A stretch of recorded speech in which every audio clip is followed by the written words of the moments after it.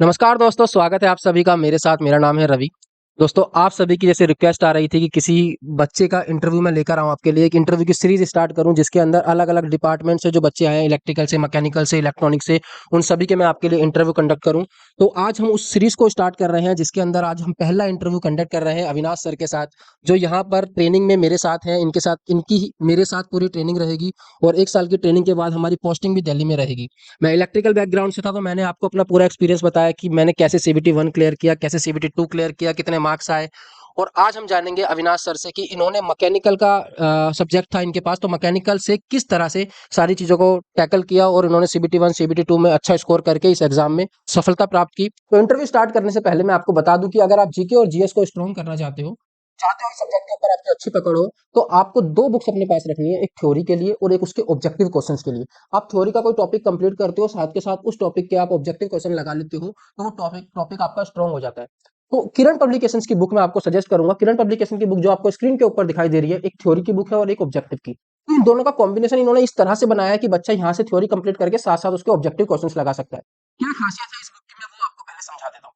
इस बुक की जो खासियत है ना, वो ये है कि इसमें हर चैप्टर को अच्छे से बताया गया है कि उससे पहले रेलवे में कितने उस टॉपिक से क्वेश्चन पूछे गए हैं, चाहे वो आपका हिस्ट्री हो, चाहे वो ज्योग्राफी हो, चाहे सिविक्स हो, चाहे वो साइंस हो। आपकी कितने कितने क्वेश्चंस उन टॉपिक्स के, उन सब्जेक्ट्स के पहले रेलवे में पूछे गए हैं और उनकी कितनी वेट परसेंटेज डिस्ट्रीब्यूशन है अभी तक, मतलब कितना परसेंटेज क्वेश्चन उनसे आते हैं। तो ये आपको सब टेबल की फॉर्म में बना के दिया हुआ है। आप इससे ये पता कर सकते हैं कि कौन से चैप्टर की इंपॉर्टेंस ज्यादा है, कौन से सब्जेक्ट्स की इंपॉर्टेंस ज्यादा है और कौन सी चीजें आपको पहले कवर करनी है। जैसे कि अगर हम देखें तो साइंस का, अगर आप यहाँ पे देखोगे, विज्ञान का भौतिक विज्ञान, रसायन विज्ञान, जीव विज्ञान, मतलब बायोलॉजी, फिजिक्स, केमिस्ट्री से काफी ज्यादा क्वेश्चन आते हैं, 13%, 12%, 11%। तो इसका मतलब आपको पहले ये कंप्लीट करना है सब्जेक्ट। तो इस तरह से आप देखोगे कि हर चीज की परसेंटेज दे रखी है और आप इससे ये पता कर पाओगे कि आपको कौन से सब्जेक्ट्स को पहले करना है। ये 2 बुक्स हैं आपको, या आपको हिंदी में भी मिल जाएगी और इंग्लिश में भी मिल जाएगी, और ये आपकी थ्योरी बुक है, ये भी आपको हिंदी और इंग्लिश में मिल जाएगी। ठीक है, यहाँ पर आप देखोगे ये वही चीज डिस्ट्रीब्यूशन दे रखा है कि चैप्टर 1 का कितने परसेंटेज डिस्ट्रीब्यूशन है, जो ऊपर टेबल के अंदर अभी आपने देखा यहाँ पर।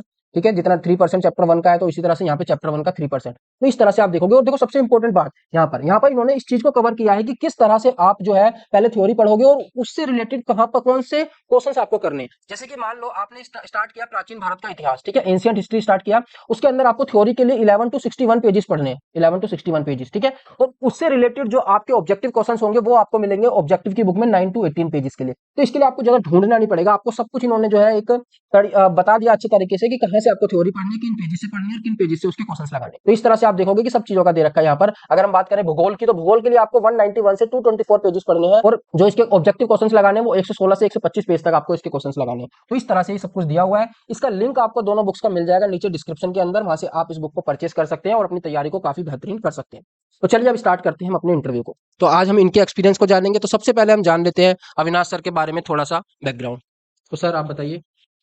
हेलो फ्रेंड्स, मेरा नाम अविनाश हुआ और मैं रवि का कलीग हूँ। यहाँ पे एज ए ट्रेनी ज्वाइन किया हूँ और मैं रांची से आता हूँ। और मेरा जो बिलोंगिंग है वो बोथ बिहार और झारखंड में है, but I have been living in Ranchi for last 22 years. So मैं यहाँ पे बहुत खुश हूँ और जर्नी काफ़ी अच्छी चल रही है। और मैं शुक्रिया करना चाहता हूँ रवि सर का, जिन्होंने मुझे मौका दिया आपके साथ अपने एक्सपीरियंस साझा कर सकूँ। तो बहुत बहुत धन्यवाद सर का कि सर हमारे साथ जुड़े और ये इंटरव्यू मैं इनके साथ कंडक्ट कर पा रहा हूँ। तो मैं आपको बता दूं कि सर पिछले 4 से 5 साल प्राइवेट सेक्टर में जॉब कर रहे हैं और अभी प्राइवेट सेक्टर से जॉब छोड़ के यहाँ पर अपना सरकारी में इन्होंने स्विच किया है। तो सबसे पहले हम जानना चाहेंगे कि प्राइवेट सेक्टर में ऐसी क्या चीज़ें थी जो इनको अच्छी नहीं लगी और ये गवर्नमेंट सेक्टर की तरफ आए हैं, क्या प्रोस थे, क्या कॉन्स थे, उन सब चीज़ों के ऊपर हम सर से थोड़ा सा जानना चाहेंगे। देखिए, प्राइवेट सेक्टर और गवर्नमेंट सेक्टर, इसमें ओपिनियंस बहुत सारी होती हैं, सबकी अपनी अपनी ओपिनियंस है, प्रॉज एंड कॉन्स है। मैं ये नहीं बोलूँगा कि प्राइवेट में मुझे ये खराब लगा वो खराब लगा और उसे छोड़कर मैं गवर्नमेंट चूज़ किया। देखिए, सब लोग डिवोट डिवोट करते हैं अपने कैरियर को, तो लगता है कि हमने इतने साल दिए और हम अगर ना ज्वाइन करें इतने वेट के बाद, तो वो कहीं ना कहीं एक इनजस्टिस होगा आपके साथ। तो वो that is something happened with me. And apart from that, वहाँ पे कभी कभी कभी होता है कॉर्पोरेट्स में, आपको स्क्रीन हैंडल करना होता है, like throughout the day you are sitting with laptop, you are doing on screen work. So वो किसी न किसी को वो आईज को कंफर्ट नहीं कर रही होती। सबके अपने अपने पहलू है, ओपिनियंस है। और इसके अलावा आप देख सकते हो स्टेबिलिटी, गवर्नमेंट में आने के बाद लोग स्टेबिलिटी चाहते हैं, और वो कहीं ना कहीं कॉर्पोरेट में आप like you are always looking for a switch to jump, और you have to set your expectations, और यहाँ पे कहीं ना कहीं वो सब साइड हो जाती है चीज़ें। तो मैंने इन सब चीज़ों को देख कर के गवर्नमेंट की तरफ इंक्लाइंड हुआ और हमारी जैसे जर्नी रही है, हमने जब क्लियर किया हमने थोड़ा-सा वेट किया है जॉइन करने में, तो आगे बात करेंगे। जैसा कि सर ने बताया सारे प्रोज एंड कॉन्स, और आप सभी को पता है कि कहीं ना कहीं गवर्नमेंट्स जो जॉब होती है उसकी एक अलग ही महत्व होता है। अगर एक कोई बंदा प्राइवेट जॉब कर रहा है और एक गवर्नमेंट जॉब कर रहा है तो गवर्नमेंट वाले की जो सोसाइटी में वैल्यू है वो ज़्यादा होती है। और जैसे सर ने बताया कि हमने इस जॉब के लिए काफ़ी वेट किया, और वो मैं आपको बता ही चुका हूँ कि हम ऑलरेडी वेटिंग मतलब वेटिंग लिस्ट में थे, और हमारी वेटिंग लिस्ट को क्लियर होते होते 4 साल लग गए। तो अब हम सर से जानते हैं कि जो हमारी अभी तक 4 से 5 महीने की ट्रेनिंग रही है, तो सर का ट्रेनिंग का एक्सपीरियंस कैसा रहा। मैंने तो आपको बताया ही अपना एक्सपीरियंस, तो एक बार सर से भी जान लेते हैं कि कैसा लग रहा है यहाँ पर गवर्नमेंट जॉब में आके ट्रेनिंग पीरियड में किस तरह की चीजें हैं, कैसा सर महसूस कर रहे हैं। तो एक्सपीरियंस की अगर बात करें, so we have spent almost 6 months now and it's been mix of line training and classroom training. We have been undergoing classroom training, like there are instructors who teach us how to keep up and maintain the rolling stock. और हम आगे जानेंगे, अगर आप join करेंगे यहाँ तो यहाँ ऑब्वियसली जानेंगे रोलिंग स्टॉक किसे बोलते हैं। पर यहाँ मैं आपको बताऊँ कि यहाँ ट्रेनिंग की जर्नी कैसी रही, तो यहाँ पे like we come from a diverse background, we meet different people, we speak different languages, तो ये काफ़ी अच्छा लगता है, हम एक दूसरे को जानते हैं, सीखते हैं। और अगर इंस्ट्रक्टर्स की बात करें तो वो हमें काफ़ी अच्छा नॉलेज इम्पार्ट करते हैं, और you will be able to relate your graduate knowledge, your what you studied in your graduation or in your post graduation। तो यहाँ पे काफ़ी एक्सपोजर मिलेगा आपको अगर आप ज्वाइन करते हो। जैसे कि आप लाइन ट्रेनिंग पे जाओगे, अलग अलग वर्कशॉप्स हैं यहाँ पे, सेट्स हैं, डिपोज हैं, तो वहाँ पे नई नई टेक्नोलॉजीज को इंट्रोड्यूस किया जाता है, कैसे रोलिंग स्टॉक बढ़िया चले, एक्सीडेंट्स कम हो, सेफ्टी पॉइंट ऑफ व्यू को ध्यान में रखते हुए नई नई टेक्नोलॉजी इंट्रोड्यूस की जाती है। तो हमें वो सब बताया जाता है कि हम जब ज्वाइन करें, जब हम फील्ड में जाएं, तो कैसे हम सारी पहलुओं को रखते हुए हम अच्छा कीप अप और मेंटेन करें रोलिंग स्टॉक को। तो हमारी every day we are learning and growing here, और ये काफ़ी अच्छा लग रहा है। क्लासरूम हो या फील्ड ट्रेनिंग हो, we are growing every day, this is what I can say. जैसा कि सर ने अपना एक्सपीरियंस बताया कि इनका ट्रेनिंग का अभी तक एक्सपीरियंस कैसा रहा, सर ने काफ़ी अच्छे से बताया आपको। और अगर आप यहाँ पर आते हो एक जेई की ट्रेनिंग पे, तो 1 साल के अंदर आपको इतना कुछ सीखने को मिलेगा। आखिरकार ये एक इंजीनियरिंग की जॉब है, तो इंजीनियरिंग की जॉब का मतलब है कि आपको रेल का हर एक पहलू बताया जाएगा कि रेल को कैसे चलाया जाता है, कैसे बनाया जाता है। You will learn everything about the train. तो अब हम जानेंगे सर से कि सर ने जब स्टडी की थी, तो स्टडी करने के लिए इन्होंने सीबीटी 1 सीबीटी 2 क्लियर करने के लिए कोई कोर्स परचेज किया था, या इन्होंने खुद से सेल्फ स्टडी की थी।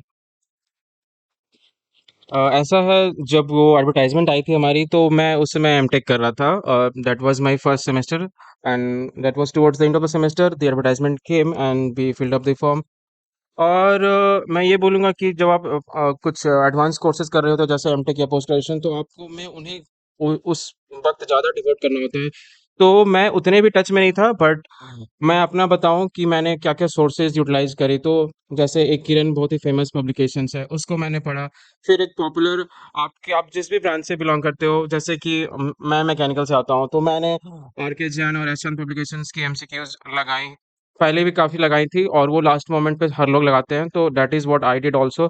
उसके अलावा like I move to a different place where I was doing my MTech, so मेरे पास उतनी सारी बुक्स नहीं थी, but I had the precise notes that I used to collect from the book, standard books. तो मैंने उसको go through किया, और आप देखोगे at the end of every standard book, like I want to mention 2 or 3 books, say it be fluid mechanics, authored by R.K. Bansal or Modi and Sid. If you look at the end of the book, you will find a set of MCQs, though they are very important MCQs, and some of the important questions are likely to come from those. So don't forget to go through all the MCQs that are published at the end of standard books. Not only fluid mechanics, if you look inside Theory of Machines, authored by S.S. Ratan, Production Engineering, authored by S.S. Sharma, like you will really find some of the very good questions, and in almost all the exams, not only in railway JEE, PSUs, or sometimes in gate also, questions are directly coming from those MCQs. So that is what I did. And also my strategy was, I have covered like previous year questions asked in gate, PSU questions, and SSC JE previous year questions. मैं near by shop से magazines भी लाया करता था, उसमें model test papers होती हैं और प्रीवियस ईयर क्वेश्चंस भी होती हैं, तो उसमें आप खुद से करो, और उसमें सॉल्व भी रहती हैं, सॉल्यूशंस भी दी रहती हैं, तो आप सीखो, जानो। तो मैं इन सबको मेरी ये स्ट्रैटेजी हुई करती थी जब मैंने वो क्रैक किया। तो अगर इस पे बात करें कि मैंने कोई सेल्फ स्टडी की या फिर पेड कोर्स लिया या फिर कोई सब्सक्रिप्शन लिया, तो मैं बताऊँ कि मैंने यूट्यूब पे फॉलो किया। Like if I really talk about CBT 1, I used to follow some of the good tutors who have been active on YouTube. They are really coming with a compilation of current affairs. और उसके अलावा मैंने पहले Medici करी हुई थी, तो उसके नोट्स थे वहाँ पे काफ़ी अच्छे, आप लोग जानते होंगे, काफ़ी अच्छे एजुकेटर्स हैं, तो उनके नोट्स मेरे पास थे अवेलेबल। तो उनको मैंने ऑब्वियसली रिवाइज किया। और मेरी स्ट्रैटेजी भी करती थी कि मैं बुक से सारे इंपॉर्टेंट फॉर्मूला, वो तो आपको यूट्यूब पे और सोर्सेज पे मिल जाएंगे, बट आप खुद से भी कुछ कर सकते हो, तो बुक से निकाल लो ताकि जो पीडीएफ्स और ऑनलाइन सोर्सेज में ना है वो आप कवर कर सको। और जैसा कि बात किया, eight the end of every standard books you will find important MCQs, तो मैंने उसको किया। फिर जो मैंने परचेज भी करी हुई थी मैगजीन्स जिसमें कि प्रीवियस ईयर और मॉडल टेस्ट पेपर्स रहते हैं, उसको किया मैंने। फिर मैंने वो नेगेटिव को कम से कम करने की कोशिश की। I really try to avoid the questions wherein I was not sure. So this is something where people really miss out and their marks really go down if they are touching the questions where they are not confident and they are not sure. So yeah, this is about how I really progressed in CVT 1. जैसा कि sir ने बताया कि sir ने अपनी जो gate की तैयारी की थी उसके लिए इन्होंने मेडिसी से कोचिंग ली थी, और वही जो कोचिंग थी इनकी काफ़ी ज़्यादा उससे हेल्प मिली इनको जेई एग्जाम को निकालने में। और जेई में जो सबसे बड़ा इंपॉर्टेंट रोल रहा वो इनके प्रीवियस ईयर का रहा। इन्होंने बताया जैसे कि प्रीवियस ईयर के इन्होंने क्वेश्चंस काफ़ी ज़्यादा लगाए, मॉडल टेस्ट पेपर्स लगाए और एक्यूरेसी ज़्यादा लेकर आए, नेगेटिव मार्क्स को कम किया। और ये चीज़ें किसी भी एग्जाम को निकालने के लिए बहुत ज़्यादा जरूरी है। मॉक पेपर्स लगाना, प्रीवियस ईयर को लगाना, इनका रोल बहुत बड़ा है अगर आप किसी भी एग्जाम की तैयारी कर रहे हो। तो हम सर से जानेंगे कि सीबीटी वन जैसे अगर हम बात करें तो सीबीटी वन पूरा नॉन टेक्निकल होता है, इसके अंदर कुछ भी टेक्निकल नहीं आता। और अगर कोई बच्चा इंजीनियरिंग बैकग्राउंड से है तो उनका आपने देखा होगा मोस्टली नॉन टेक्निकल पार्ट जो होता है स्ट्रांग नहीं होता। उसके अंदर आपकी मैथ्स हो गई, एप्टीट्यूड हो गई और जीके जीएस जो रेलवे के एग्जाम्स में आते हैं। तो कोई भी अगर टेक्निकल बैकग्राउंड से आ रहा है तो उसका नॉन टेक्निकल पार्ट जो है स्ट्रांग नहीं होता। तो मैं सर से वही पूछना चाहूंगा कि सर ने अपने टेक्निकल पार्ट के साथ साथ नॉन टेक्निकल पार्ट को किस तरह से अच्छे से कवर किया। देखिए ऐसा है, इसमें आपको दोनों चीज़ें technical as well as non technical को बैलेंस करके चलनी होती हैं। अगर आप टेक्निकल बैकग्राउंड से आते हो और if you really focus towards cracking competitive exams towards like engineering sector, तो आपको साउंड नॉलेज तो ऑब्वियसली आप रखते हो अगर अच्छी तैयारी कर रहे हो टेक्निकल साइड में। प्लस आपको आपको दिन की टाइम स्प्लिट करनी होगी ताकि आप कवर कर सको non technical side. And that is what I did. मैं अपनी स्ट्रैटेजी शेयर करूँ आपसे, तो जैसे कि अगर करंट अफेयर्स पे आऊँ या जीएसजी के, मतलब तीनों को कलेक्टिवली पर मैं बताऊँ, तो मेरा पहला सोर्स था newspaper, daily newspapers. I used to follow one और टू न्यूज़पेपर्स। एक न्यूज़पेपर तो हार्ड कॉपी में जो आपको आपको हॉकर दे जाता है, उससे मैं करंट अफेयर्स डेली मैं अपनी डायरी या एक रजिस्टर में अपडेट किया करता था। And this is what I did for years, not only. And I for this I was self motivated that this is one source I have. I don't need to approach someone or a tutor who can really bring me this. तो और उसके अलावा, हाँ, तो ये काफ़ी अच्छा source है आपको इन्हांस करने में, जीके और जीएस और करंट अफेयर्स की नॉलेज को इन्हांस करने के लिए। और आप जब एग्जाम के टाइम में आपके एक सेल्फ प्रिपेयर्ड नोट्स हैं उसको आप you can have a quick glance at those. तो और इसके अलावा मैं वही नियर बाई शॉप से मैगजीन्स लाता था, उसमें जीएस जीके सब कवर कर लिया। फिर यूट्यूब से last year compilation of current affairs cover कर लिया, जीएस भी कवर किया, अच्छे ट्यूटर्स के कंटेंट्स को देखा। उसके अलावा मैं लूसेंट और अरिहंत की बुक रखता था, उसको मैं जितनी भी टाइम मिलती थी कुछ मीन्स की chapters, means we all know that we don't have that time to cover all the chapters, but you should always identify some of the important chapters where the questions are likely to come. तो मैं वो क्या करता था। और CBT one crack करने की बस वही है कि आप नेगेटिव कम से कम किया करो नेगेटिव। और थोड़ा सा स्पीड बढ़ाओ। स्पीड कैसे बढ़ेंगे, तो आप हिट करो क्वेश्चंस, आप मॉडल टेस्ट पेपर्स लगाओ, आप टेक्स्ट बुक फॉलो करो, अलग अलग सोर्सेज हैं। अभी आते हैं क्वांट और रीजनिंग मैंने कैसे की। तो मेरे पास कुछ 2 3 4 प्रीवियस ईयर क्वेश्चंस बैंक थे, वो ना ही सिर्फ टेक्निकल साइड से थे बट नॉन टेक्निकल भी मैंने रखी हुई थी कि आप कोई भी पीएसयूज लिखते हो तो उसमें ऑब्वियसली दोनों को आपको बैलेंस करके चलना होता है। तो मैं SSC CGL SSC JE, SSC CHSL, इसमें काफ़ी अच्छे क्वेश्चंस होते हैं जो कि रीजनिंग और एप्टीट्यूड साइड में पूछे जाते हैं। अगर आप उनको कवर करते हो प्रीवियस ईयर, तो आपको एक पैटर्न पता चलता है और you really know your like weak areas, and if you work on those, you will really find yourselves in a comfort position when you are going to appear in the exam.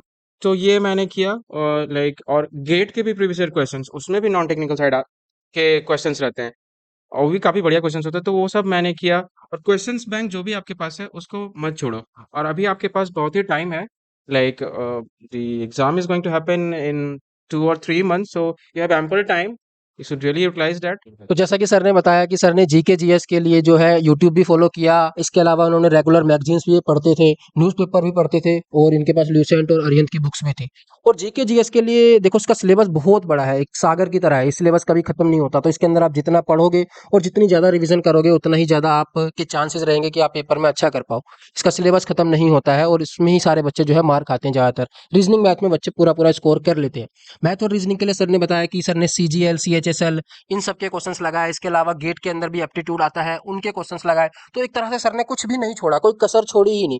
जहाँ से भी ये तैयारी कर सकते थे वो सारी चीज़ों से इन्होंने तैयारी करी, क्योंकि इनको एग्ज़ाम निकालना था किसी भी तरह। तो अगर आपको भी एग्ज़ाम निकालना है तो आपको भी ये सारी चीज़ें करनी पड़ेगी, जितना ज़्यादा से ज़्यादा आप जहाँ-जहाँ से चीज़ें पढ़ सकते हो, सिलेबस खत्म करने के बाद जहाँ से भी क्वेश्चंस लगा सकते हो, वो सब आपको करना है। तो अब हम सर से जानते हैं कि सर का सीबीटी 1 का और सीबीटी 2 का स्कोर कितना था? सीबीटी 1 में नॉन टेक्निकल पार्ट में इनका कितना स्कोर रहा आउट ऑफ 100 एंड सीबीटी 2 में कितना स्कोर रहा इनका आउट ऑफ 150? तो एक बार सर से इनका स्कोर जानते हैं हम। So if I talk about CBT1, I scored 70 out of 100, and in CBT2, my score was 96 out of 150. और आपके मार्क्स नॉर्मलाइज भी हो जाएंगे, after the results you will see a normalise marks. तो सर ने अपना स्कोर बताया कि सीबीटी 1 में इनके 70 मार्क्स थे अप्रोक्स और सीबीटी 2 के अंदर इनके 96 मार्क्स थे। मेरे भी इतने ही मार्क्स थे, मैंने आपको अपना स्कोर कार्ड दिखाया हुआ है। और इसके बाद नॉर्मलाइज भी होते हैं, क्योंकि एक शिफ्ट में एग्जाम कभी कंडक्ट नहीं हो पाता, खासकर सीबीटी 1। सीबीटी 2 तो शायद आपका एक शिफ्ट में हो जाएगा, हमारा भी एक शिफ्ट में हो गया था, लेकिन सीबीटी 1 में आपकी कई सारी शिफ्ट्स होंगी, तो वहाँ पे नॉर्मलाइज मार्क्स होगा, तो नॉर्मलाइजेशन होगा, तो आपके कुछ मार्क्स वहाँ पे इंक्रीज हो सकते हैं। सर से हम एक लास्ट क्वेश्चन पूछते हैं, हम जानना चाहेंगे कि सर एक गेट का बच्चा जेई की तैयारी भी कैसे कर सकता है साथ में, क्योंकि तीन चार चीजें अलग अलग हो गई। जैसे गेट के लिए हमें 3 घंटे में 65 क्वेश्चन करने हैं, मतलब वहां पे हमको एक एक क्वेश्चन पे 3 3 4 4 मिनट का एवरेज टाइम मिल रहा है, लेकिन जेई के अंदर 1 घंटे में 100 क्वेश्चन कर रहे हैं, एवरेज टाइम 1 मिनट से भी कम है एक क्वेश्चन पे। और तीसरी चीज यहाँ पे नॉन टेक्निकल पार्ट हमें ज्यादा पढ़ना है, क्योंकि सीबीटी 1 में वो आ रहा है। तो तीनों चीजें कैसे हम एक साथ लेके चलें, क्योंकि अब जो जेई का एग्जाम होना है वो जनवरी फरवरी के आसपास ही होगा, और उसी टाइम हमारा फरवरी में क्या होना है, गेट का एग्जाम होना है। तो बच्चे बहुत कंफ्यूज हैं, कई सारे बच्चों के मेरे पास डाउट आए कि सर दोनों चीजों को हम कैसे लेके चलें। तो एक बार हम इस चीज पर सर की राय जान लेते हैं, सर क्या कहना चाहते हैं। जी बिल्कुल, ये बहुत ही अच्छा क्वेश्चन है।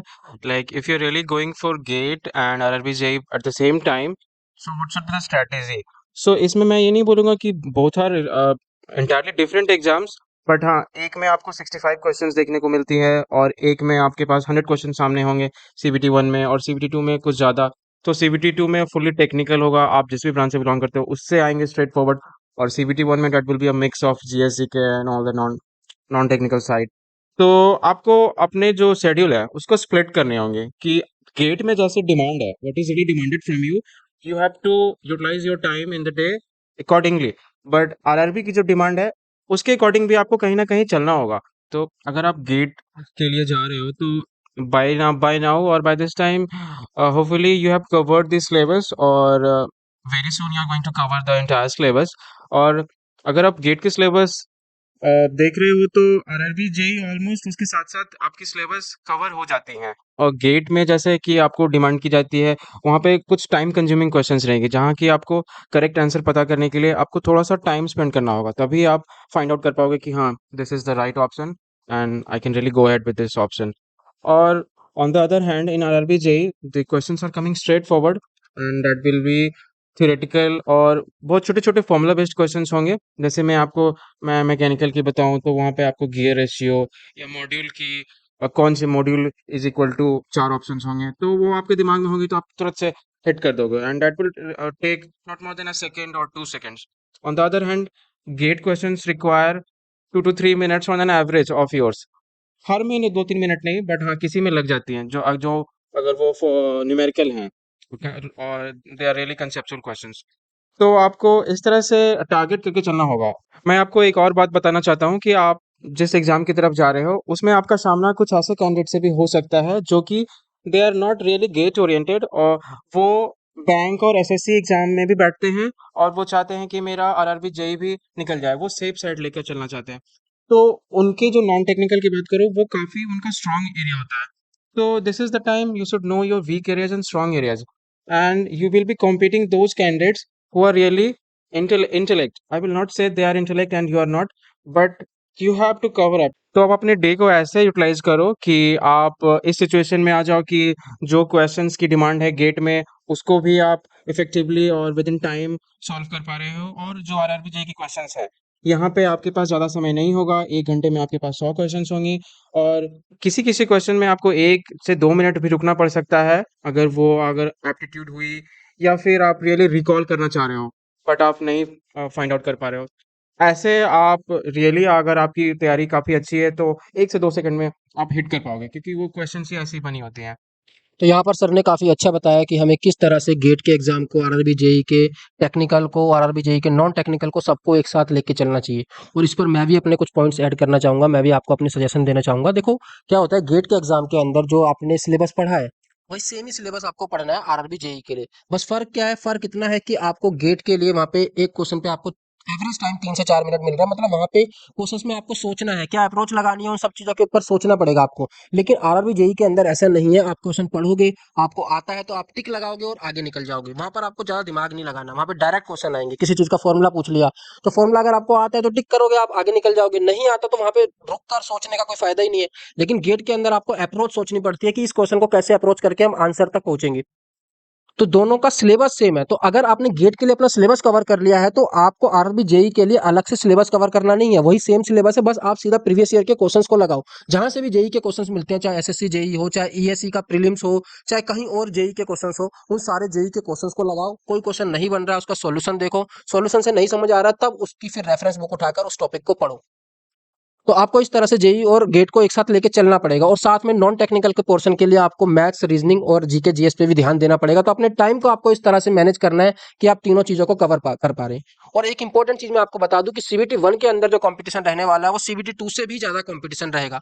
वो इसलिए क्योंकि जो बच्चे, आपने देखा होगा कि इंजीनियरिंग के बच्चे जो है हर फील्ड की तैयारी कर रहे होते हैं। नॉन टेक्निकल के सीजीएल, सीएचएसएल, सब बैंक, सब एग्जाम्स की तैयारी करते हैं। तो उनका नॉन टेक्निकल पार्ट मतलब अच्छा होता है। तो ऐसे बहुत बच्चे हैं जो टेक्निकल की तैयारी छोड़कर, क्योंकि इंजीनियरिंग लाइन में जॉब कम है, तो उसकी वजह से वो टेक्निकल की तैयारी छोड़ के नॉन टेक की तरफ चले जाते हैं। लेकिन अब उन्होंने देखा होगा कि आरआरबी जेईई के अंदर वो एलिजिबल है, उन्होंने बीटेक करी हुई है, डिप्लोमा किया हुआ है, तो उन्होंने फॉर्म जरूर फिल किया हुआ होगा।